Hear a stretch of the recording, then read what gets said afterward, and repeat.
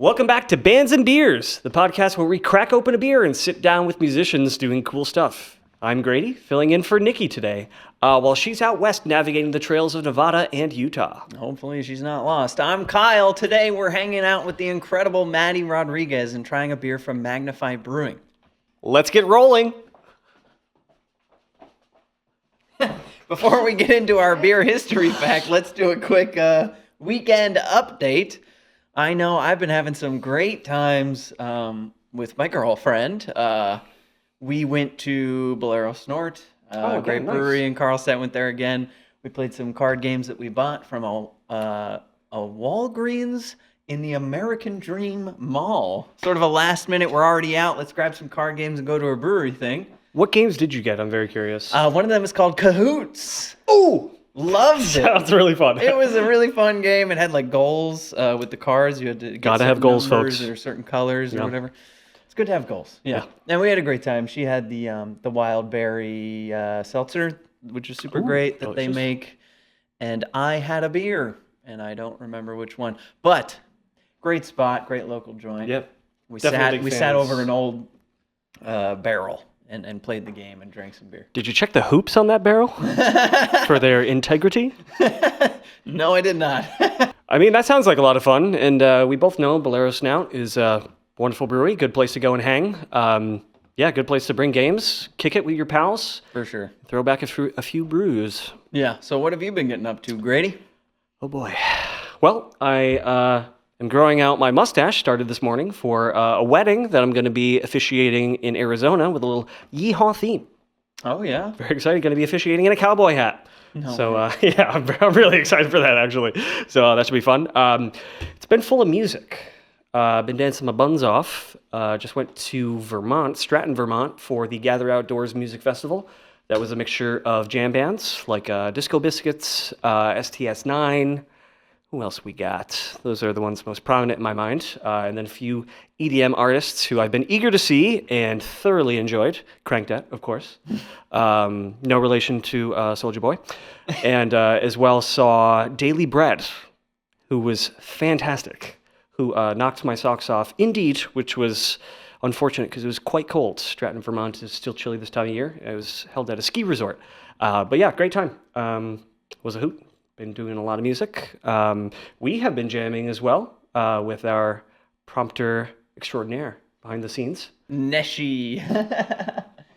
Yeah, and grooving to some of her original tunes, and that has been really awesome. I'm glad to be playing music with you guys, and it's been sounding really great. So maybe we'll be on the other side of the interview seat next time. Hey, yeah, maybe. Likely and not. I know Nikki's out. You mentioned her in Nevada. She's doing some crazy hikes. I saw her trudging through 3 feet of water in the depths of a canal. It looks incredible. She's always off on a cool adventure. Nikki knows how to travel. Yeah, she sure does. Yeah. And it's like a really long trip filled with all these hikes, and I can't wait to hear about it when she gets back. Yeah. Next weekend update, you will certainly get a cool recap on Nikki's adventures out west. For sure. Let's get rolling. Hold on to your bottles, folks, because we're about to blow your caps off with some beer history facts. That's right, Grady. Back in October 1814, London witnessed one of the most bizarre and tragic events in brewing history, the London beer flood. Yeesh. It sounds like a torrential tall tale, but at the Mew & Co.'s brewery in St. Giles, a massive iron hoop on a 22-foot-tall fermentation vat snapped, triggering a chain reaction that caused several other vats to burst. The result was a literal 15-foot wave of more than 320,000 gallons of porter surging through the streets. It wasn't just a spill, it was a beer tsunami that demolished 2 houses and flooded the cellars of nearby tenements. Tragically, 8 people lost their lives in the chaos, but the aftermath is where it gets even stranger. Legend has it that hundreds of people swarmed the streets with pots, pans, and even buckets to scoop the porter out of the gutters while the flood was still receding. When the case eventually went to court, the brewery was actually cleared of all charges because the judge ruled the disaster an act of God. So next time you're worried about a leaky keg, just be glad you aren't dealing with a literal 300,000 gallon tidal wave of porter. Act of God. Well, praise the Lord. Praise him. No better way to go. Well, I'll definitely be checking the hoops on my local brewery vats from now on. And all this talk makes me want to try our selection. Let's roll into our beer tasting segment. All right, let's get into today's brewery spotlight. We're talking about Magnify Brewing, one of the better known names in New Jersey craft beer. Go ahead, Grady. All right. Magnify was founded by Eric Ruda and launched in Fairfield in the mid-2010s, back when Jersey's craft beer scene was really starting to explode. What helped them stand out early was that they never locked themselves into just one style. A lot of breweries can become known for one flagship lane, but Magnify built a name by doing a little bit of everything well, from hazy IPAs, fruited sours, and pastry-style beers, and some creative seasonal releases. That flexibility is kind of their whole identity. They don't come off like a brewery trying to be super traditional or overly serious. They feel very modern Jersey craft beer. Bold flavors, fun concepts, and beers that are meant to be memorable. And that's probably why they stuck around as long as they have as a favorite for a lot of local beer people. They make beers that are approachable, but still interesting enough that you feel like you're trying something new. So if your taste in beer is basically, give me something flavorful, but not boring, Magnify is pretty much built for that. All right, well, let's pour this thing. Let's talk about the beer. Today we are drinking Azalea, a 6% sour ale from Magnify, inspired by the classic Azalea cocktail tied to the Masters. This one is brewed with pineapple, lemonade, and grenadine. Interesting mix. So the whole idea here is bright, fruity, and very springy. Apropos for this time of year, wouldn't you say? I would say. You can kind of already tell what the vibe is before tasting it. This is not meant to be like some super funky, aggressive sour. It sounds more like a refreshing, fruit-forward, obviously, sour with a little tart snap. I'd expect the lemonade to bring that citrus punch up front. The grenadine to add a little sweet red fruit character, kind of smooth things out, as well with the pineapple to smooth out with a more tropical finish. Oh, look at that pour. Nice. Wow, we might want to shake this. It's the perfect volume.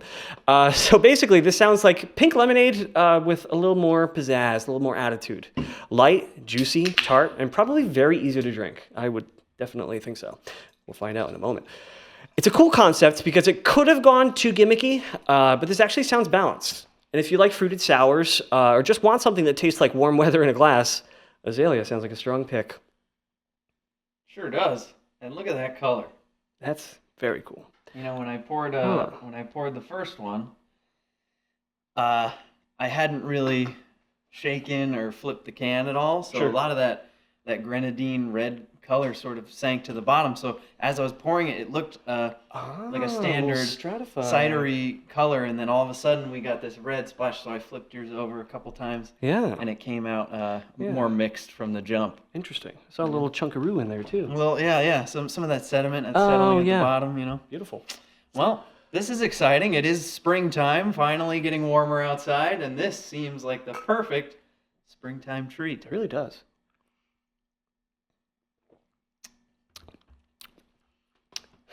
That is very drinkable. That is delicious. Excited. I'm so excited. Okay, so for the viewers, Grady and I, generally not huge sour fans.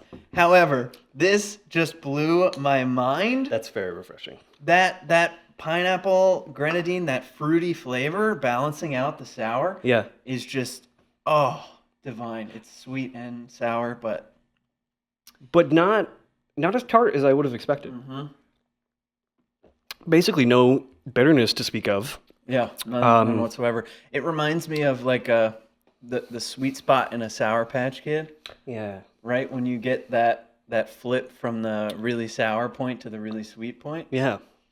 But yeah, it's got a good tang.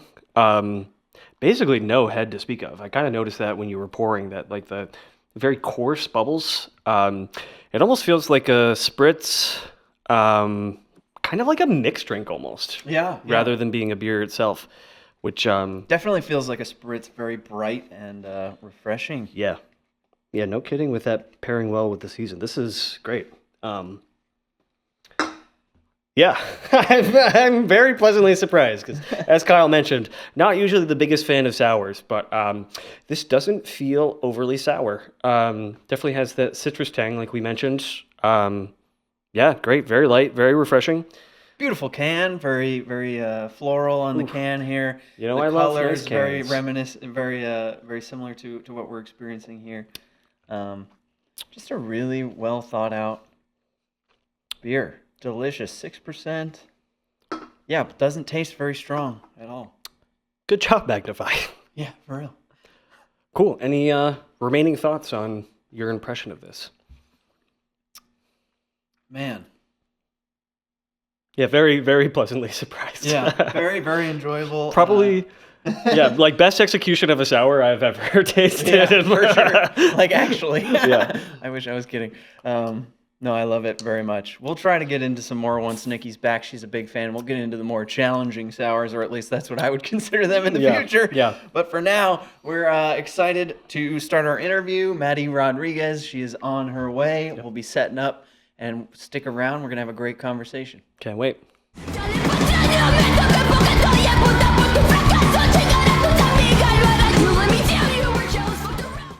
We're back, folks, here with Bands and Beers with our musician of the week, Máty Rodriguez. Hi. Hi, Máty. Glad to Hey. have you. Glad to have you on the show. Very excited for the interview today. Thanks Yes. for having me on. We're very excited. Quick apology. I did mispronounce Máty. I said Maddie in the intro. Just clearing that up for the listeners real quick. White Thank boys. you. We also had an interesting conversation about whether the Rodriguez should be included. Yeah. Do you want to share a little bit about that? Yes. I've just been rocking with Máty on my streaming platforms, and that's just kind of been it. And then my handle on Instagram was Máty Hat Store, Máty Hat Store. But didn't make any sense. People are like, "Do you make hats?" I'm like, "No, dude. I don't fucking sell hats. Why would you think that? I don't sell hats. Why would you even ask me that stupid question?" But then I finally figured out a way to just have it be my full name. Recently changed my handle. Huge news, guys. Whoa. Huge. So it's just Máty Rodriguez on my Instagram. Breaking news on Bands and Breaking Beers. news. But some bands have accidentally put me on the bill, for this year so far. Some of the way that they put my name on the bill is Máty Rodriguez, and I was like, this kind of goes, dude. Yeah. It's kind of rips. So I don't know. Maybe we'll change it. We'll see. Who knows? It's all in the air. For sure. Just having a silly goose time. Are there no other artists with just Máty? No. Nice. No, everyone has a last name. Nice. I also feel like it's like Beyonce, Yeah. Yeah. Yeah. Seal. Madonna. Hello. It's big shoes to fill. Yeah. Yeah. And you just one name it. Yeah. You gotta be a showstopper. yeah. It shows that you start strong. You're making a statement. Right? I'm here. I'm Máty. I like that. You know what? You're right. Yeah, not to muddy the waters at all. No, you're right. No, but but it is already money. I have to just get back to the drawing board. What are those called? hands? Nope. Oh, a Venn diagram. Venn diagram. Yeah. Wow. I've been out of school a long time. That's great. We're curious if to anyone who doesn't know you, our listeners, what kind of music do you make? What kind of instruments do you play? That kind of stuff. Live, I play guitar exclusively. Keys is just, there's something about that intimidates me to do live. But when we're sessioning in the studio, I'll hop on some keys, you know. I love to play covers with some keys. But I play guitar live. I sing. I'm a singer. Who are my influences? I feel like I had to answer this question earlier this week when my flyer, I work at a bar, I'm a bartender, and I had the flyer at the door for my release show that is on May 2nd. This will probably be out by then, but they came in and they're like, "Oh my God, you make music?" And I was like, "Yeah, girl, I'm a singer." And they were like, you heard? "No way, what kind of music is it?" And I'm like, I don't know. And I think I had to kind of just put it all in an explanation. I was like, if Flyleaf met a little if Flyleaf met a girl that was crying on her bed and came in and then was like, baby girl, you need to get up. And she was like, yeah, but I'm a lover girl. And they were like, and then Flyleaf was like, hey, you can still be a lover girl, but you just got to get up. And so that's how I describe my music. Wow, that's so specific. You know what I mean? Yeah, but I can Because see it's like it. it's like a girl in her bedroom that just like wrote these songs because she was in her bag. Yeah, So sad. Yeah. Yeah. And then Flyleaf shows up. And then Flyleaf shows up and it's like, hey babe, what's up? Yeah. Like, what's going on? We heard about you. We saw the sign. Right. Where you at? Exactly. Yeah. You're in the bag. Yeah. Let's get her out of the bag. Yes. Yeah. Yeah. Yeah. Would you consider Flyleaf an influence of yours? Yeah, of course, yeah. I think I'm really influenced by like Philadelphia bands. Just being around in that scene is I'm constantly being inspired by the people around me. Yeah. Like actively Mannequin Pussy, Blood Mannequin Pussy. You know? So good. So good. Let's rewind a bit and talk about what got you into music in the first place. Maybe some of your early influences. My dad is a singer himself. Oh, nice. Incredible. One of the best songwriters I've ever met in my life. But it's different because he's Dominican and he's a bachatero. So bachata, that's his. So he's a romantic. And I think it really influences the way that I write because I write really romantically sometimes, I think. It's some of my favorite ways to write music. But I think he was the first one to introduce me to guitar. And I was telling the story the other day where I was like, he taught me how to play my first two chords, which was A minor to E minor. Class. And I was just ripping that in the Rudy, living room. minors. Like he's in the living room with his brothers and they have the domino table set up and they're playing dominoes and he's teaching me A minor to E minor simultaneously and I'm just ripping that and then like a Red Sox game is on the TV and the front door is like wide open. It's the dead of summer and they had so much patience for me. Like bless their hearts because I was at it for hours, dude. Like, I could not stop. Yeah. I was just ripping it and I was like, this is the most exciting thing I've ever done in my life. And so then I started playing guitar. I was like 8 maybe when that happened. And, you know, my dad's a singer. He's since, retired. He and his wife own a hair salon, which is pretty sick. Yeah. If you need that Dominican blowout, baby, I know you know where to go. I certainly do not. But to our listeners. Yeah. Don't let your dreams be dreams, Kyle. Yeah. My dad. Yeah. You live from Philly. Did you grow up there? I grew up in New Jersey. Oh. I'm from New Brunswick. Yes. Yeah, New Brunswick, and then I moved to North Brunswick in like the 3rd or 4th grade. But my entire family's in New Brunswick, so it's kind of all. Okay. Did you ever get involved in the music scene in New Brunswick? I've never played a basement show. Never. It's Same. sickening. It's sickening. But attended always. Sure. Love it. Live for it. I miss it. I think the last basement show I went to was Mom's House. I think they're not playing out of Mom's House anymore, which is sad. Yeah. Yeah.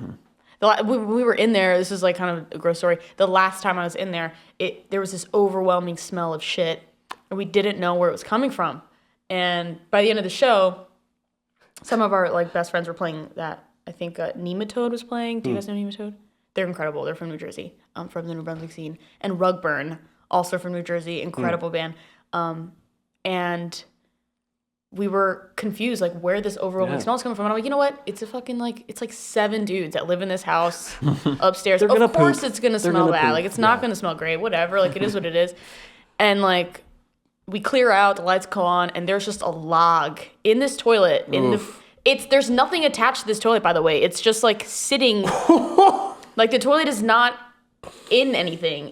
You could pick the toilet up and move it if you wanted to. There's just a log in there. And we were all just, like, raging with this very palpable shit smell. Oof. Seems like there's a metaphor in there. Love the New Brunswick basement scene. To be clear.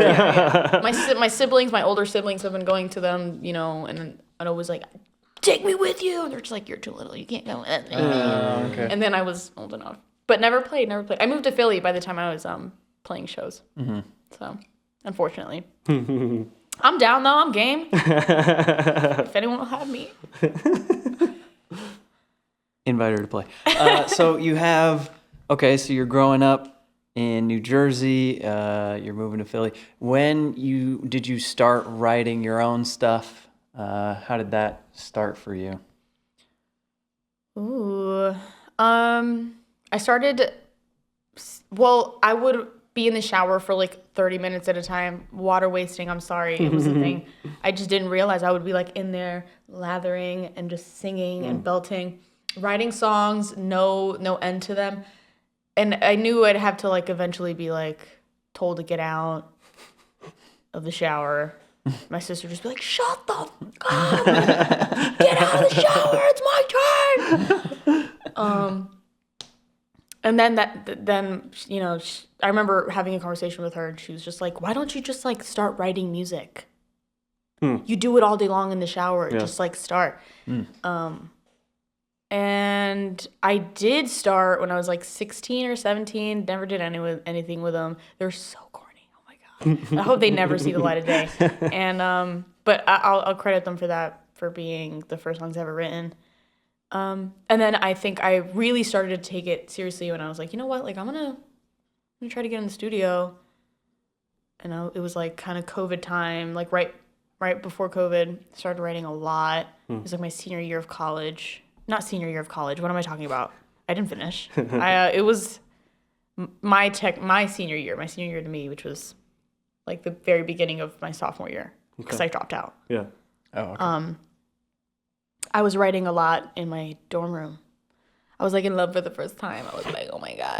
And that's when Paper Plane Boy came about. I wrote Paper Plane Boy because I was in love in college. And then I was like, I could just put this shit in the studio because why not? Yeah. Like Yeah. I'm never going back to school. Yeah. Might as well give it the good old fashioned, go of it. And yeah, so I'd say I was like 19. COVID happened, and I was like, fuck it, we ball. Let's write some music. Yeah. Pivotal time. Pivotal time, yeah. Yeah. It was around that time where I actually moved from upstate New York, met this guy, joined his band. What band? What is your band called? It was Spitshine. It is and continues to be. Sick. Spitshine is forever. That's a sick Yeah. name. Right? Yeah. Thank you. What do we call the fans? Spitshiners? What were they? Spitters? The Shiners? Spitheads. Spitheads. Yo, sick. Yeah. That's For real. sick. So some of that earlier stuff that you made, romantic, indie, soft, I feel, and then I've heard some other stuff that was like heavier, just like a cross between like, you got everything from like the Marias to like Sweet Pill, you know what I mean? Oh, yeah. Like, God. Oh, yeah. That is such a compliment. Oh my goodness. I love we're both huge of those. Marias. Huge fans. fans. I was literally Yeah. just like belting the Marias in the car. Beautiful. Baby, come back to me. Just belting it in the Yes. car on my way over here because it's just so good. Yeah, we are obsessed. Yeah. Yeah, that's So, an understatement. Yeah. Looking into your music and stuff before we asked you to be on, just incredible. Yeah. Thank you. So with such a range, how do you decide, like, are you just going with the flow every time you're creating, and are you aiming for any particular direction, or you're just trying to just like, you have stuff inside you and get it out?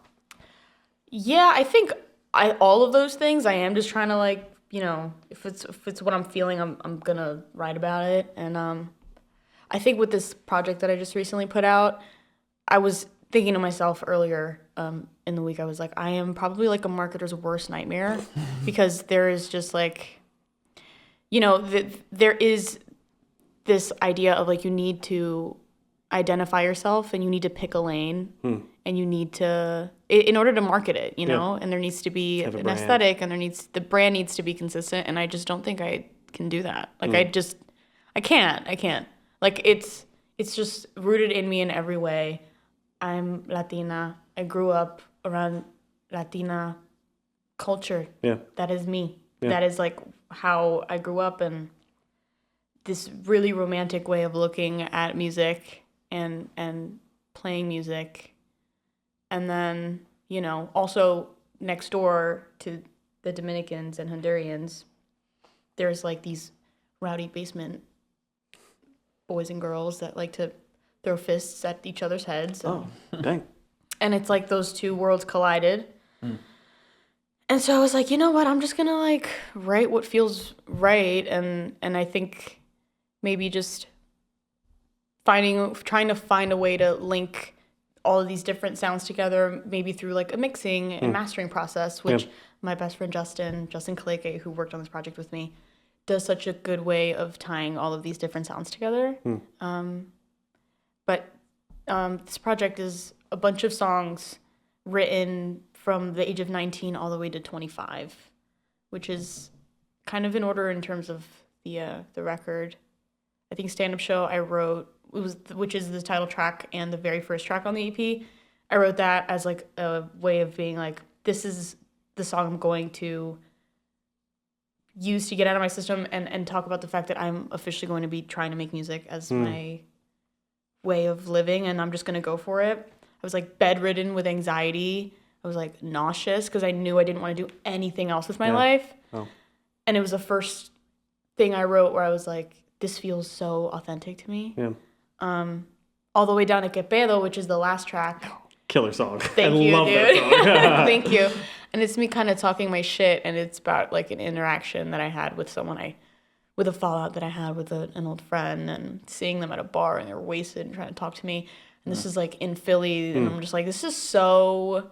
It was at like Fishtown Tavern, and I'm like, it's almost 2:00 in the morning. You're blacked out, and you're trying to talk to me right now. I'm just trying to get home. I just got off my bar shift. I don't want to talk to you. And I'm just like, this is so. It's just so funny. Just the whole project as a whole is homage to every stage of my life, I think, throughout the last like 5-6 years. Yeah. So it's like, fuck it. You know, if I can't write about, you know, not wanting to see this person, maybe wanting to punch you in the face in a romantic way, I'm gonna write it in a way that feels exactly how that interaction felt. Yeah. Which comes across. Right. It's got some grit to it, and it punches pretty hard. Yeah, thanks. So so I'm kind of curious. You mentioned very often like being romantic and writing romantically. Can you expand on like what you mean by that? There's and I'm sure that everyone that speaks a different language probably feels this way about their language. Speaking Spanish, there's just some ways, and I'm sure it might even be the same way in English to Spanish, is there are certain things that you can say in Spanish that just won't translate the same way. It just won't pack the same punch. Yeah. And so I think finding ways to communicate the way that, you know, Spanish lyrics can write and it be the most dramatic and like just gut-wrenching lyric. Sure. Trying to translate that and do it in English and do it unapologetically and say things that are, you know, where your heart's just kind of on your sleeve. Like Unilover is the second track on my EP. Yes. That is just such a heart on your sleeve song. Yeah. I'm just being so vulnerable. I'm like, hold me and say that you're never going to walk away and I'm going to be your baby. Like that is just the most, I feel like it's the most honest, and it can be a little cringy, and sometimes you just need to say it because it is romantic that way. Mm-hmm. So yeah, I think just finding a way to write the things that are honest to the way that you're feeling is romantic, even if it's like an angry feeling that its own way is romantic. Yeah. Because it's really vulnerable. Almost intimate. Yeah.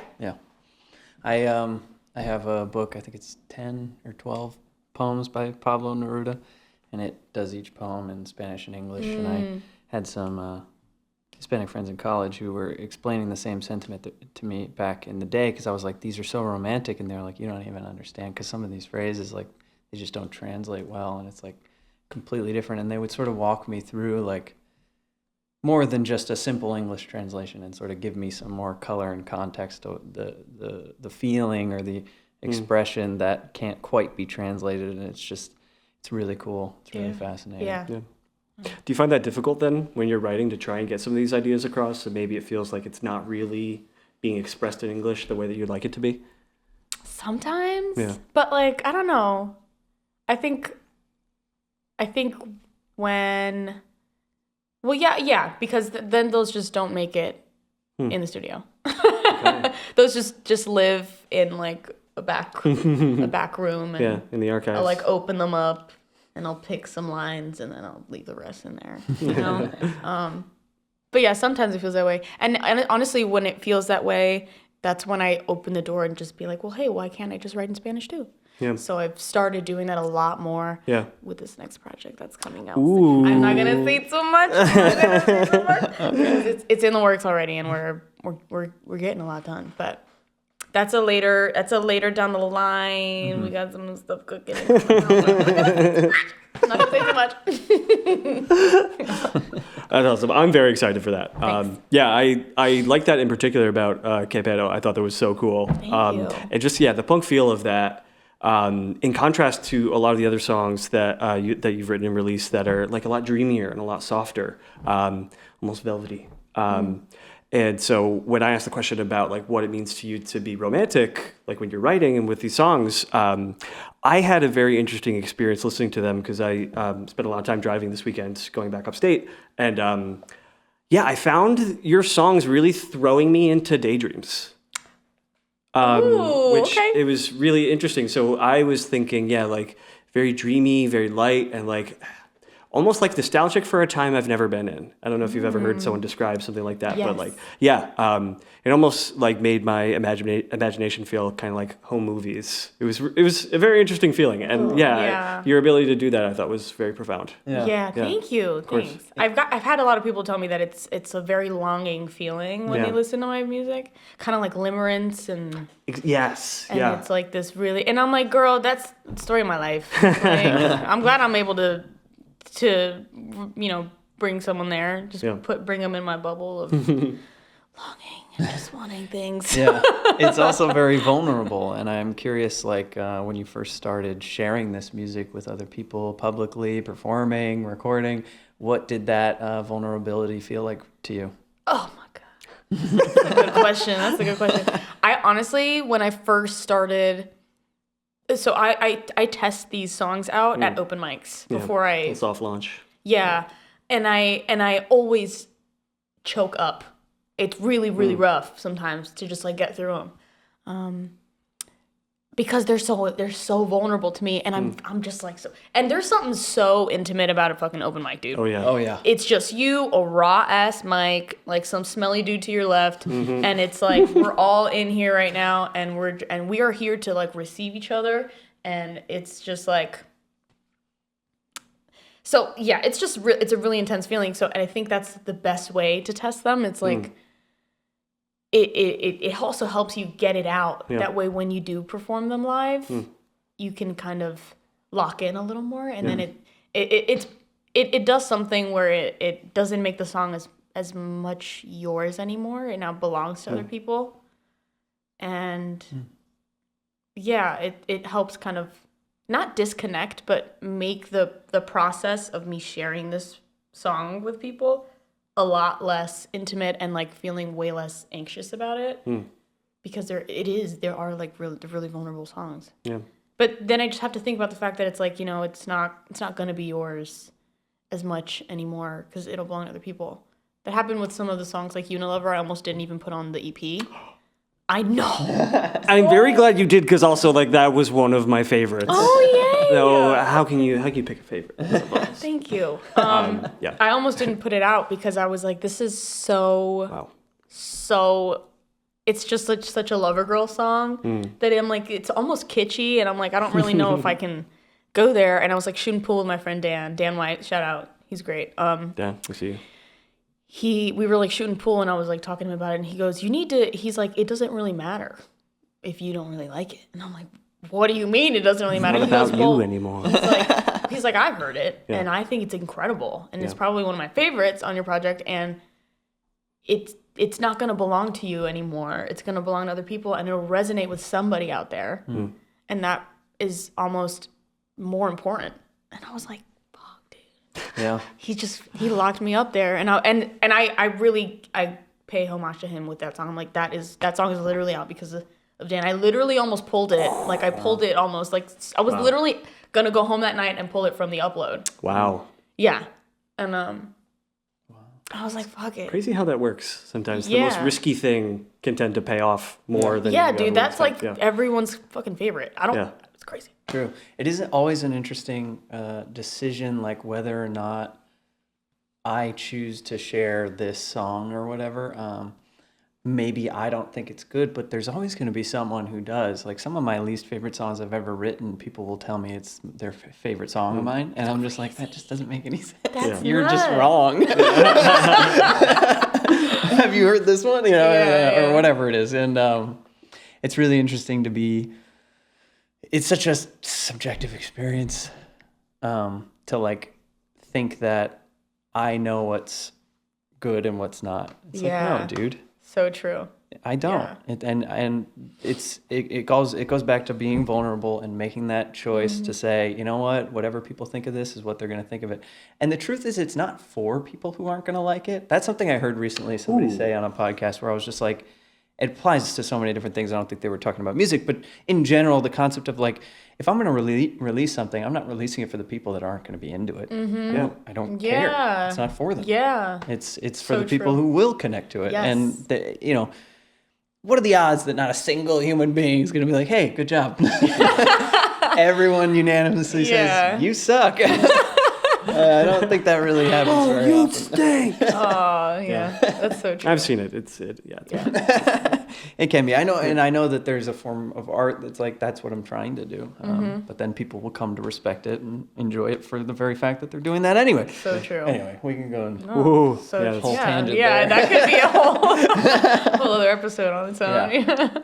Yeah. But your music is incredible. I think that the choice to share that song, we're grateful. We enjoyed it very much. I'm grateful. Thank you. Thanks. And I hope it's a lesson, because when you move forward and start thinking, oh man, maybe I don't want to release this song. Maybe you'll remember this experience. Yeah.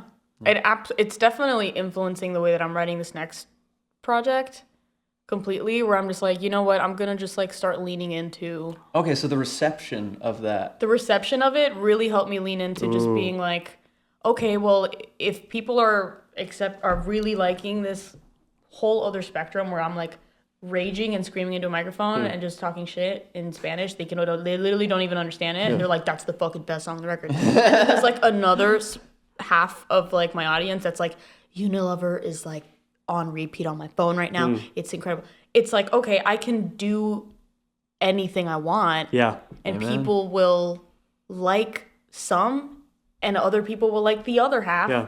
And then it'll be for those people and I can just like vibe out. And I've really leaned into that, and I've really just let things kind of go in the direction and take the life of their own. Once we're in the studio, I'll just fucking lean in, and then I'll like listen to these like two songs that are like back to back, completely different, and I'm just like, how do these kind of fucking work right now? How does it make sense? But it does. But I think it's because of the reception to Unilover, and then the reception to Que Pedo, and just seeing someone's gonna like it. It allowed me to just kind of be more confident in that space and just let it grow, let it do its thing. Yeah. Sometimes the aesthetic that you search for could be the very fact that you are complex, or even if it's just two sides of the same coin, and to pursue both of those. So I know it's challenging, but I'm curious about what sort of drives any aesthetic choices you make currently. Is there a look? Is there a vibe? Is there a feeling that you're trying to portray currently?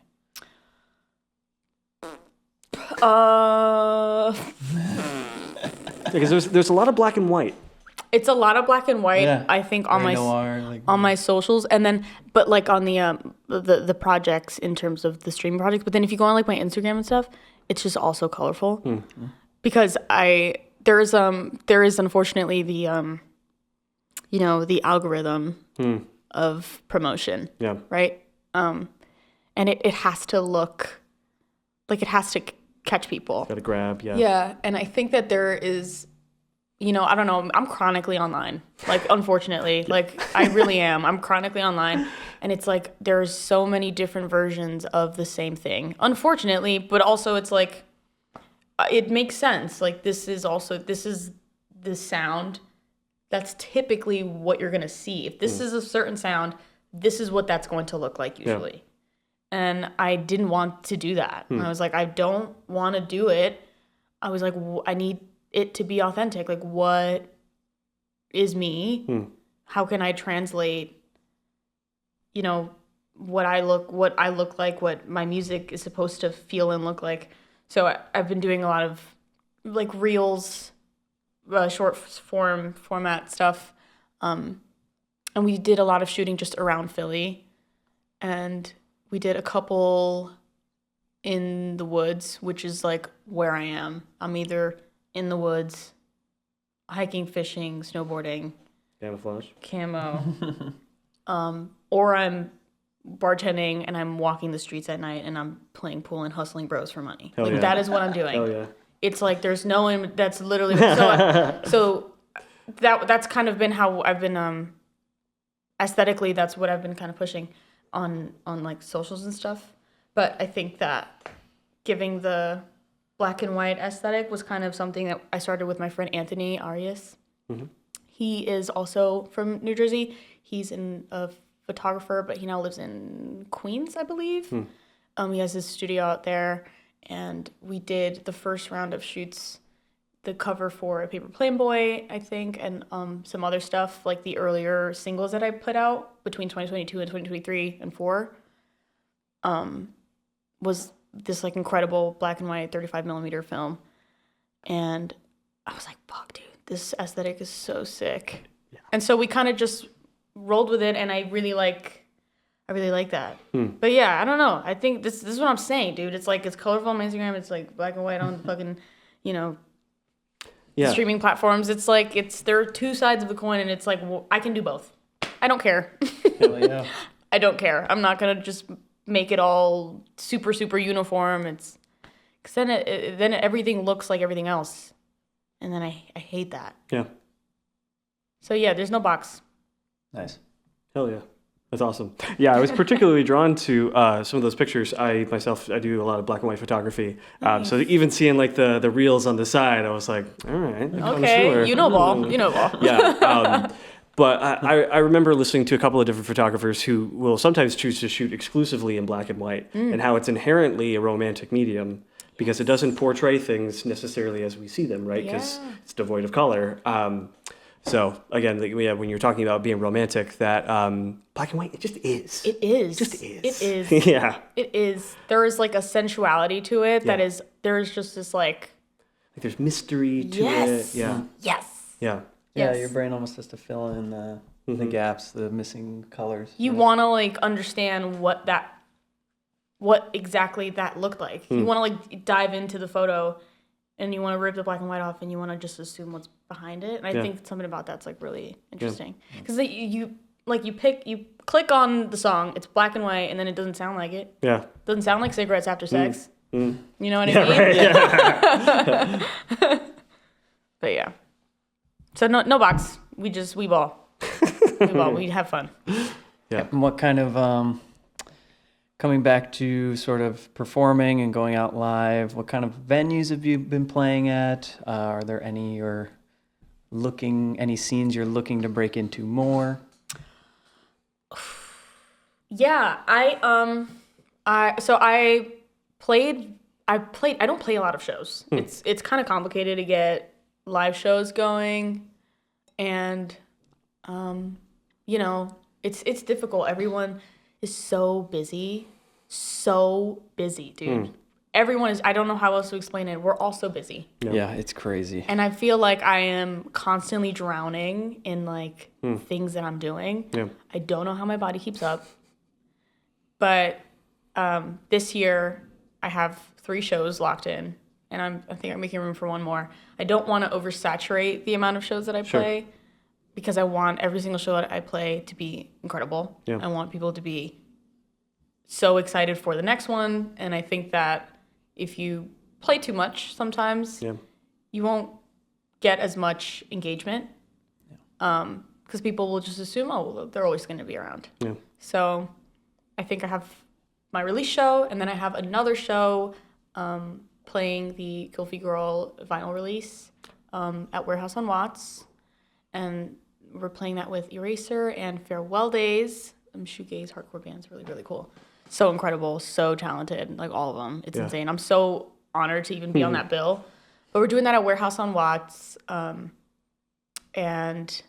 I don't know if this is going to be announced by then, but I'm actually playing the Philly Music Fest Ooh, this year at Underground Arts. exciting. Yeah. On their like heavy hitter night on their Saturday, which is like the last night. All right. I know. Yeah, I was like, whoa, that was a little like, whoa, heavy hitter night. All right, coming in swinging. Dude, yeah, South Philly basement. Which is so funny. The Wonder Years actually headlined that last year. They're on their Saturday. Yeah. But it's so funny because the first time I actually ever went to the Philly Music Fest was my second show in Philadelphia ever. Okay. And I saw Mannequin Pussy headline on their Saturday of the fucking, and that was in like 2021, 2022. Yeah. It was my second show ever in Philly. I wasn't living in Philly quite yet. Yeah. I was like in the middle of like deciding if I was officially going to move. And after seeing that show, I was like, I'm going to do this. I was like, I'm going to get here. Yeah. I'm going to do it. And I have to, and I'm going to figure it out. And I'm going to do it. And within like 6 months, we packed it all up. Justin, Allie, Kay, and me. We all packed up. Yeah. We moved to Philly. And now we're here. Wow, a whole crew. Yeah. Justin used to run a studio. He still runs a studio, but it used to be in Highland Park called Mount Moon Recording.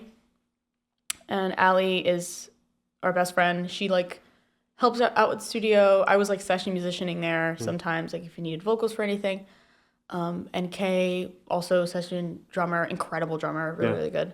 And we were like, he told me he wanted to move to Philly, and I was like, okay. When are we going?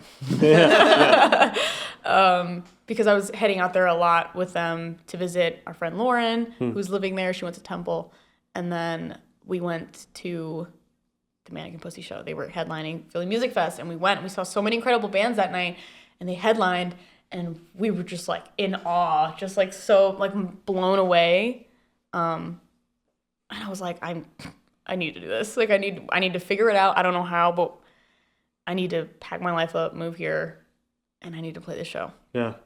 And so now I'm playing it this year, which is so nuts. I'm so unbelievably grateful for like the opportunity. But I don't know if this will be, by the time this is out, they're announcing in mid-May, like May 17th or something. So if this is out by then, it's pretty baller. I'm playing Philly Music Fest this year. Amazing. Thanks. Very cool. You. Thanks. Yeah. We saw Mannequin Pussy in Boston. Yeah. Yeah. That was. Oh, yeah, that was killer. So. Was there something in the way? That festival? Yeah. Oh, Yeah. so cool, dude. That was bonkers. That's yeah. awesome. I see your sweater, by the way. Yeah. So good. We just saw them. Oh, yeah. Just saw that pretty recently. That was so. I think. Yeah, it was Warsaw. Yeah. So you mentioned you have a lot of siblings. How big is your family? And you're Dominican? I'm the middle child. Same. I have an older brother and sister and 2 little sisters. Hell yeah. Yeah, it's crazy. That's a lot. Yeah. But like different. Like my dad remarried, had 2 kids. Oh, okay. Yeah. And then it's me and my brother and my sister. Yeah. Yeah. My brother's like 34. Nice. My youngest sister's 8. Wow. That's crazy. Isn't that crazy? Yeah. Yeah. Dang. It's crazy. Yeah, that's quite the gap. Yeah. That's Those are bonkers. my babies though. Yeah. Oh my God. Yeah. I'm obsessed with them. Those are my girls. Yeah. Yeah. Kids are so fun. I love They're kids so much. chill. Yeah. They're like, I'm like scared for them though because they're chronically online also, and I've never thought that I would be like, Dad, take the fucking It's the tablet damn away. phone. Take that damn phone. It's a damn phone. You need to take it away from them right now. I'm like, no more Roblox. No more Roblox, Yeah. dude.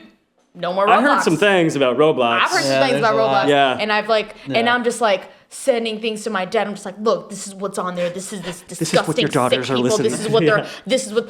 And the other day, like, I was at my dad's house, and we're in the basement. We're all like hanging out. He's like playing dominoes or whatever, and my sister's one is like using the computer. She's like writing a short story. She's like loves writing, which is like the sweetest thing in the world. She loves to write. And then the youngest one is starting. By the way, there's music playing. There's like already a YouTube tab open, music playing. She opens another YouTube, Of course. and there is 2 sounds happening simultaneously on the shorts. Like, you know how your Reels feed just gives you stuff that you watch, like, you know, just like content that's for you. Yeah.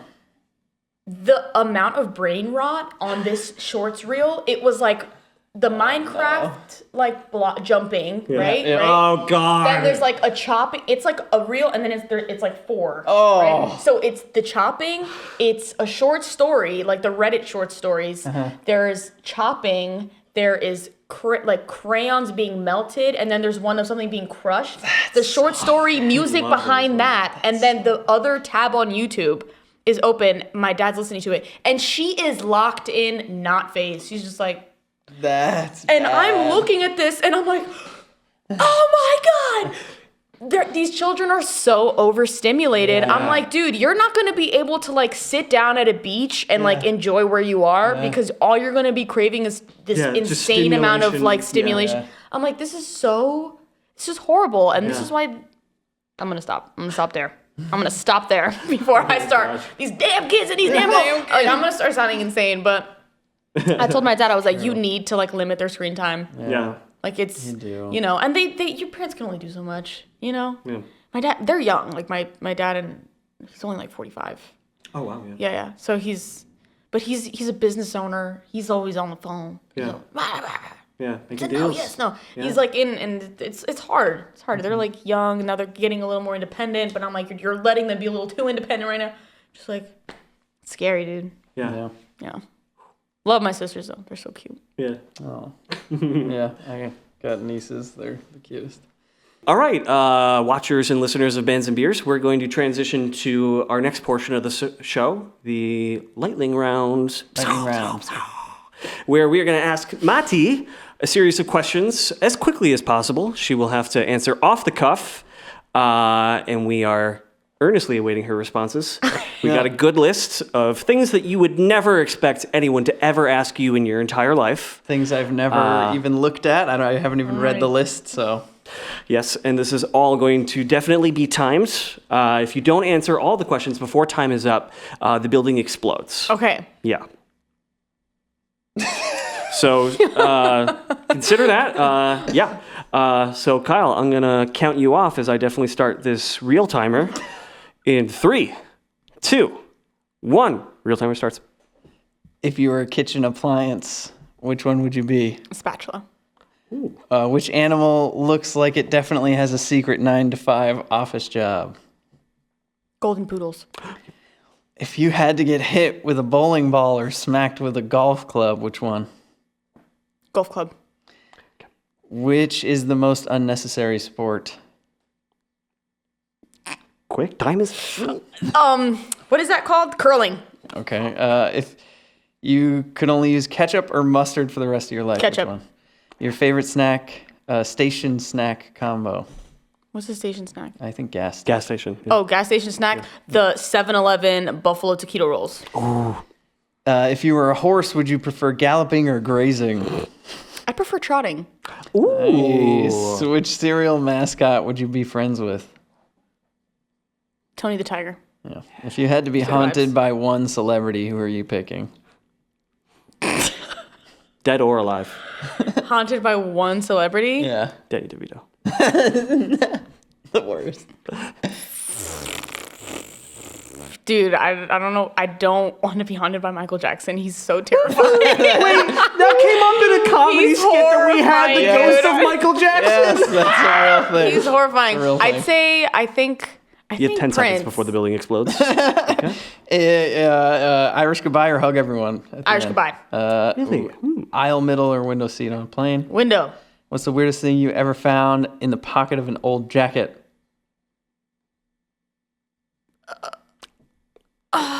Weirdest? Oh, golf tee. Ooh, I don't play back to golf. I don't play Oh. golf. If you had to fight a fifth grader, how many could you take before you got tired? 7. I knew it. What is the end credits song of your life? 3, The Verve, Bittersweet Symphony. 1. Nice. Oh my God. Whew. In the nick of time. Excellent job. Let's go. Oh, that was great. Good point about the comedy show. We did a comedy show, and that reminded me. Your stand-up show is the name, Yeah. right? So you were talking about doing open mic nights, and I was like, I should ask, have you ever done stand-up comedy? No, babe, that's not me. I think everybody thinks that they're funny, right? For sure. But I know that I'm funny, but everyone thinks they're funny, for real. Like, they really do. I think I can make people laugh in a really general sense. I'm a bartender. It's like my job to entertain. Sure. And I can make a bar laugh. and that's like the closest I'll get to stand-up comedy. But I've been to a couple comedy shows where people have just like bombed. I cannot handle that. I cannot. I'm like cringing for them. I had a buddy of mine, Jem, shout out Jem, he's really good. He's a drummer, incredible drummer, but also he does stand-up comedy. Thank God he's fucking funny, dude. Like, thank God he's hilarious. I remember like going to, he was competing at Philly's Funniest, I think it was. Wow. Yeah. And he made it to the semifinals. I think he made it pretty far. Like, Yeah. and I was not sure. I was so worried for him because everyone was so funny, but he the one that I saw him and pushed him into the semifinals, he was fucking hilarious. I was like terrified for him, but I was so happy for him when he actually made it through. But I did see some people bomb, and I was just looking around the room, and the tension was just palpable. I had to take like 7 showers after. I was like, oh, dude, that was so secondhand insane. embarrassment. I can't. Stand-up show is not for me. But the stand-up show, it being a fucking... It's about how ridiculous I felt about the fact that I wanted to do music for my life. Huh. Okay. Like, yeah. I wanted that to be my career. And that feeling so ridiculous and it's like such a joke. Like, that I was like... This is the funniest thing I've ever decided to do. And so then I decided to name it Stand Up Show. I like that. Yeah. That's great. And then that like bit where you hear me say, the bit is that I'm happy and the people laughing, that isn't a sample. That's like me with like a, handheld in the live room and then my friends laughing. Yeah. And we just like layered a bunch of laughter, so it sounded like a room of people. Yeah. Nice. Yeah, never do stand up though. Never. Yeah. I think Nikki did stand up That's cool. one time. And you see your friend go up That for was the the Big first and Tall time. show, right? Yeah. Yeah. And you're like, oh no. Absolutely killed. Oh, it. she Fuck yeah, that's sick. Destroyed. and not that you wouldn't expect her to be funny like that, Right, but right, right. like, yeah, she was amazing. As in if that she had been context. doing it for Yeah. years. It Yeah. was amazing. Yeah. Anyway, we're about to wrap up here, but before we get going, do you have any plugs? I know we've mentioned a few things throughout the interview, but feel free to repeat them and anything else. Maybe even if you have new merch, anything coming out. I don't have new merch. Where am I talking right here? Yeah. I don't have any new merch, but I do have a show on June 5th with Kofi Girl and Farewell Days and Eraser, and it's going to be incredible, and it's the vinyl release, and it's going to be so much fun. If you're going to be in Philadelphia, we're going to be at Warehouse on Watts. You should pull up. There's going to be links in my bio. I have an EP out right now. You should listen to it. And you should stick around for stuff later this year because there's more fun stuff after that.